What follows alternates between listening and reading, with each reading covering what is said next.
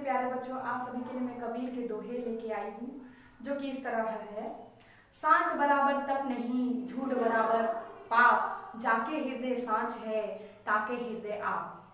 यानी इस दोहे के माध्यम से कबीर जी यह कह रहे हैं, सच के बराबर यानी सत्य के राह पर जो चलता है उससे बड़ा तपस्वी इस संसार में ही नहीं है, और झूठ के बराबर झूठ के साथ चलने वाले इंसानों के ऊपर जो झूठ के ऊपर चलते हैं उनसे बड़ा कोई पाप ही नहीं है। जिसके हृदय में सत्य का निवास होता है उसी के हृदय में ईश्वर का, साक्षात परमेश्वर का निवास होता है।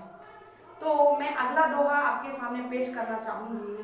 काल करे सो आज कर, आज करे सो अब, पल में परली होएगी, बहुरी करेगा कब।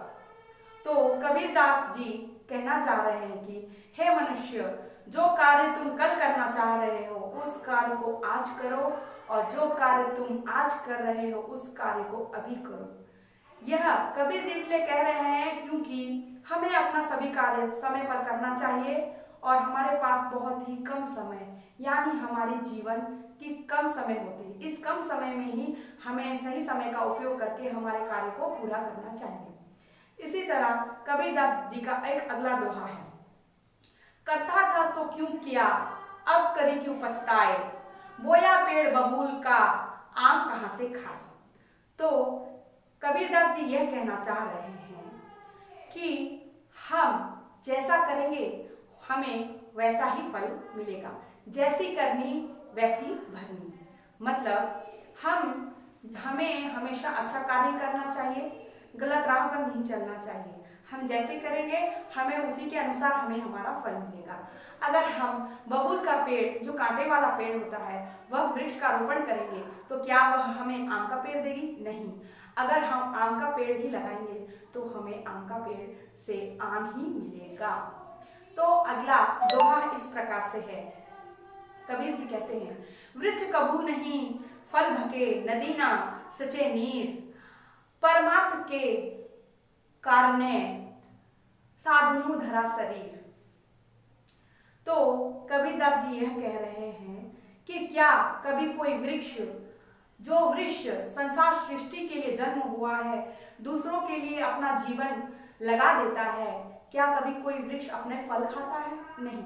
वह फल अपने पत्तियां, जड़ जो भी है दूसरों के लिए ही समर्पित कर देता है। उसी तरह नदियां भी अपने पानी को स्वयं ग्रहण नहीं करती, वह प्यासों की प्यास बुझाती है, पेड़ पौधों को पानी पिलाती है और अपना जीवन पर्यंत पर्यावरण के लिए लगा देती है। उसी तरह साधु संत भी अपने जीवन दूसरों के लिए लगा देते हैं, वह अपने स्वार्थ के लिए नहीं जीते हैं। तो कबीरदास जी की यह दोहे है। और अगला दोहा है जो कि इस प्रकार है। ऐसी बानी बोलिए मन का आपा खोए, औरत को शीतल करे आपहु शीतल होए। मतलब कबीरदास जी कह रहे हैं कि आपको कभी भी कटु वचन नहीं कहना चाहिए। किसी भी व्यक्ति से आप मिले तो आप उनसे शीतल वचन बोलिए, सुंदर वचन बोलिए, मीठे वचन बोलिए, ताकि उसका भी हृदय परिवर्तित हो और आपका भी हृदय शीतल से भर जाए। किसी को कटु वचन बोलने से आपका कुछ अच्छा नहीं होगा, इसीलिए आप किसी को कुछ वचन बोलना ही चाहते हैं तो मधुर वाणी बोलिए, जिससे कि उसका भी मन सुंदर हो जाए और आपका भी मन सुंदर शीतलता से भर जाए। तो कबीरदास जी का अगला दोहा है। बड़ा भया तो क्या हुआ, जैसे पेड़ खजूर, पंथी को छाया नहीं, फल लगे आती दूर। तो कबीरदास जी ये कह रहे हैं, चाहे आप कितने भी बड़े क्यों ना हो जाए, चाहे आप कितने भी बड़े पद पर क्यों ना, बड़े पद पर क्यों ना रहें, अगर आप किसी के जीवन के लिए या दूसरों के लिए काम ना आए तो फिर आपका क्या मतलब रहा। तो कबीरदास जी यह कह रहे हैं कि जिस तरह एक खजूर का पेड़ इतना लंबा होते हुए भी उस पेड़ की ना ही हम यात्रियों को छाया मिलती है, ना ही फल वे खा पाते हैं। फल तो बहुत दूर रह जाता है और छाया के लिए तो पत्तियां ही नहीं होते हैं। तो इस दोहे से हमें पता चलता है कि मनुष्य चाहे कोई भी पद पर क्यों ना रहे, चाहे वह कितना भी बड़ा व्यक्ति क्यों ना हो, उसे दूसरों के लिए सोचना चाहिए, दूसरों के लिए कुछ अच्छा करना चाहिए, तभी उसका जीवन सफल होगा, तभी उसका जीवन जो है सिद्ध होगा।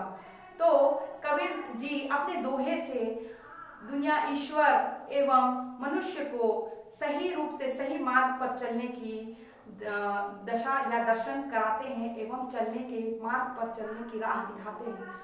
तो हमें कबीर के दोहे के अनुसार कुछ शिक्षा ग्रहण करना चाहिए। तो मेरे प्यारे बच्चों, आप सभी को इस दोहे से कुछ ना कुछ ज्ञान तो जरूर प्राप्त हुआ होगा। तो धन्यवाद।